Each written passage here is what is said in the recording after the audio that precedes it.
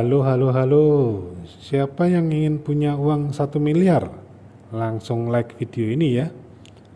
Kali ini saya mau berbagi cerita ketika tanpa sengaja saya memperhatikan beberapa postingan di salah satu grup Facebook di tahun 2021. Di mana waktu itu ada 3 orang yang berbeda, sehingga ada 3 status postingan yang menjadi perhatian saya, yaitu postingan orang-orang yang menginginkan mendapatkan uang dengan nominal tertentu. Yang menarik adalah ketika saya memperhatikan jumlah orang-orang yang memberi jempol atau like di masing-masing ketiga status postingan tersebut. Yang pertama adalah orang yang memasang status menginginkan uang sebesar 2 juta rupiah. Ternyata jumlah orang yang memberi like adalah 175 orang. Yang kedua adalah orang yang memasang status menginginkan uang sebesar 100 juta rupiah. Jumlah orang yang like adalah 48 orang.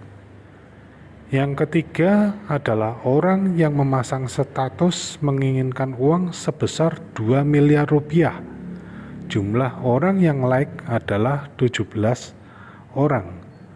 Ketiga postingan ini di waktu itu sudah lebih dari 6 jam semua ketika saya cek, dan masing-masing postingannya hanya terpaut beberapa jam saja. Yang menjadi pusat perhatian saya adalah kenapa semakin besar jumlah nominalnya, semakin sedikit yang memberi like? Apakah ini yang dinamakan mulut mengatakan mau, tapi hati tidak? Mungkin teman-teman akan bilang, kalau like doang itu mudah, kenapa harus takut? Mana sini postingannya, akan saya like. Mungkin ada yang berpikiran seperti itu ya. Nah, bagaimana kalau kita langsung praktek saja? Apakah diri kita ini memang mau uang atau takut uang? Bahasa kerennya adalah apakah diri kita ini bermental kaya atau bermental miskin? Ada beberapa hal yang bisa dilakukan sebagai praktek untuk mengetahui mental kita ini mental kaya atau mental miskin. Beberapa contohnya adalah yang pertama, kalau teman-teman pergi ke pusat perbelanjaan atau ke mall, cobalah untuk masuk ke toko-toko yang menjual barang bermerek dan harganya bikin was-was teman-teman. Seperti toko yang menjual dompet harga 1 juta, sepatu seharga 2 juta, ikat pinggang seharga 1,5 juta, atau toko perhiasan, toko emas. Tidak hanya masuk ke toko itu saja, tapi peganglah benda-benda tersebut. Bertanyalah ke penjualnya seolah-olah Anda mau membelinya dan sedang mempertimbangkan bagus atau tidaknya kalau barang itu dipakai oleh Anda. Jadi bukan membandingkan harganya ya. Kemudian ketika melewati toko-toko yang menurut Anda barang-barangnya mahal, Anda tidak akan lagi mempercepat langkah Anda untuk segera menghindari toko-toko tersebut ya, atau malah menarik tangan pasangan Anda untuk segera bergegas dan berkata, mahal-mahal tuh barangnya, kita gak akan mampu beli, ayo kita ke toko yang sana saja ya. Yang kedua, ketika ada pameran mobil, cobalah untuk menaiki mobil tersebut dan merasakan kenyamanan di dalam mobil itu.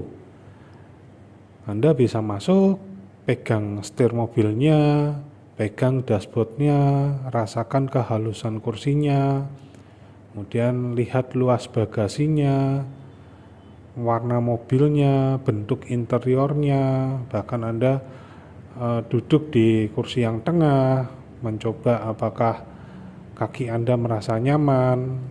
Kalau perlu, coba tanya harga mobilnya dan DP-nya berapa kepada penjualnya.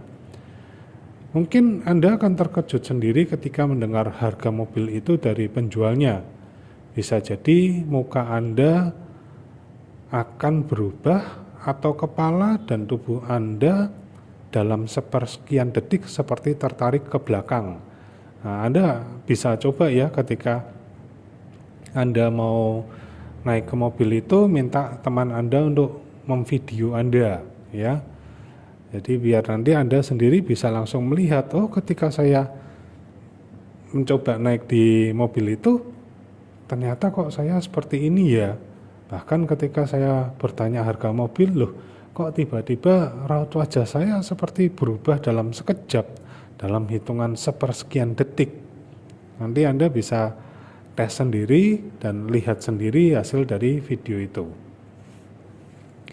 Yang ketiga, cobalah untuk makan atau minum di tempat yang Anda merasa belum pernah makan dan minum di tempat itu, di mana mungkin seumur-umur Anda belum pernah merasakan makanan dan minuman di tempat itu. Bukan karena rasa makanan atau minumannya, tapi ketika Anda ingin makan atau minum di situ, Anda langsung berpikir bahwa harganya mahal. Seperti contohnya minum kopi yang satu gelas harganya 50.000, atau makan steak yang satu porsi seharga 200.000. Terserah Anda, karena Anda yang tahu sendiri di mana Anda belum pernah mencoba makanan atau minuman di tempat itu. Karena bagi Anda makanan dan minuman di situ mahal. Apakah ini artinya Anda akan keluar uang beneran untuk makan dan minum di tempat itu? Tentu saja jawabannya ya. Tidak masalah kan? Hanya mencoba saja, mungkin cukup sekali dan Anda bisa mencoba tempat yang lain. Kecuali Anda dengan pendapatan pas-pasan kemudian nekat terus-menerus makan dan minum di tempat itu, sehingga pengeluaran lebih besar dari pendapatan Anda. Nah, itu lebih baik jangan ya. Cukup mungkin misalnya Anda bisa menyesuaikan budget Anda, mau coba 1 bulan sekali makan di tempat yang menurut Anda itu mahal, silahkan.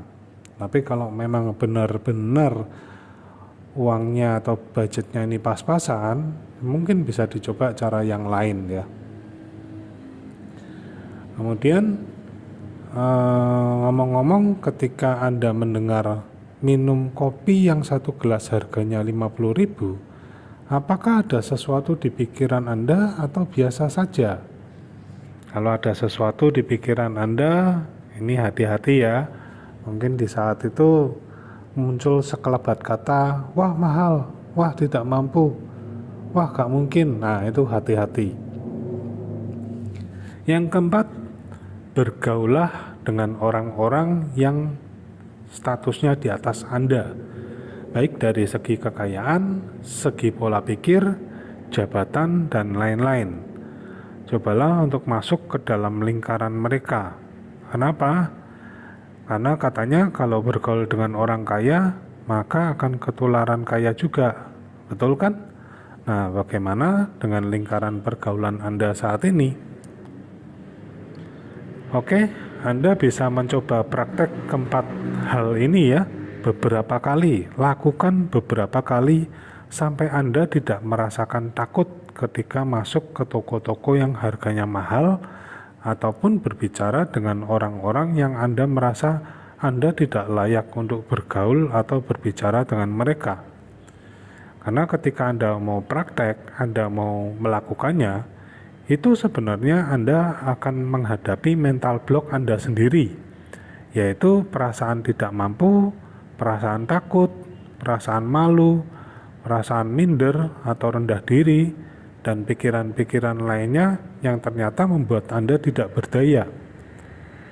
Dan mungkin Anda akan berbicara ke diri sendiri seperti ini, oh iya ya, umur saya sudah sekian puluh tahun, ke mall ini sudah bertahun-tahun, tapi kenapa ya saya gak pernah mampir ke toko-toko tersebut, tidak pernah melihat, memegang, atau merasakan sendiri.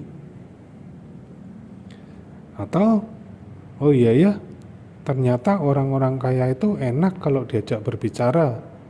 Mereka mau berbagi ilmunya, mereka mudah bergaul, walaupun mereka di atas saya, tapi mereka tidak membeda-bedakan. Nah, ketika Anda mau praktek keempat hal ini dan menjadi terbiasa, Anda akan menyadari sendiri bahwa ternyata ada perubahan di dalam diri Anda, baik itu dari segi pola pikir atau bahkan tindakan Anda. Ingat ya, ketertarikan akan menarik ketertarikan. Kalau Anda merasa tertarik untuk bermental kaya, maka kekayaan pula yang akan datang kepada Anda. Selamat praktek, terima kasih dan sampai jumpa di video berikutnya.